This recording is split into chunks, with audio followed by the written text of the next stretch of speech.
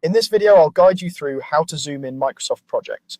We'll focus on a quick and simple method that uses just your keyboard and your mouse.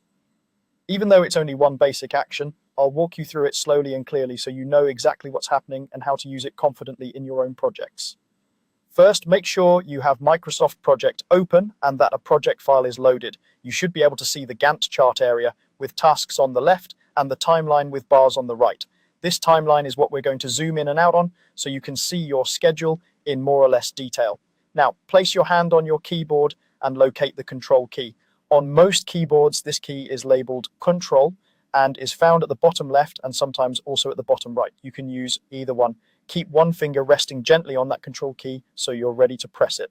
Next, move your other hand to your mouse. Make sure your cursor is somewhere over the Gantt chart area or the timeline in Microsoft Project. This helps ensure that when you zoom, you're changing the view of your project schedule and not something else. To zoom, press and hold the Control key on your keyboard. While you keep that key held down, use the scroll wheel on your mouse.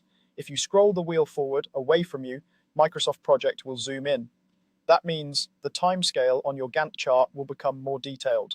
For example, you might go from seeing months to weeks, down to days, or even smaller units, depending on your current view.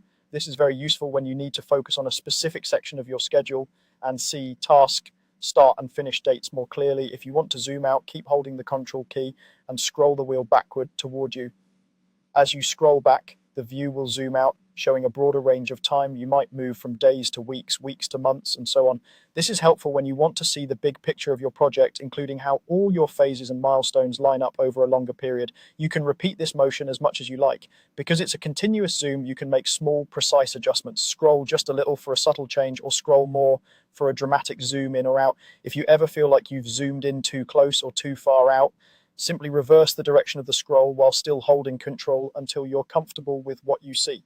A quick tip, try to keep your mouse pointer near the part of the timeline you care about most. Many users find that the zoom feels more intuitive when the cursor is hovering around the tasks or dates they're focusing on. When you're done zooming, simply release the Control key and stop scrolling. Your new zoom level will stay in place, and you can continue planning, editing, or reviewing your project from that view.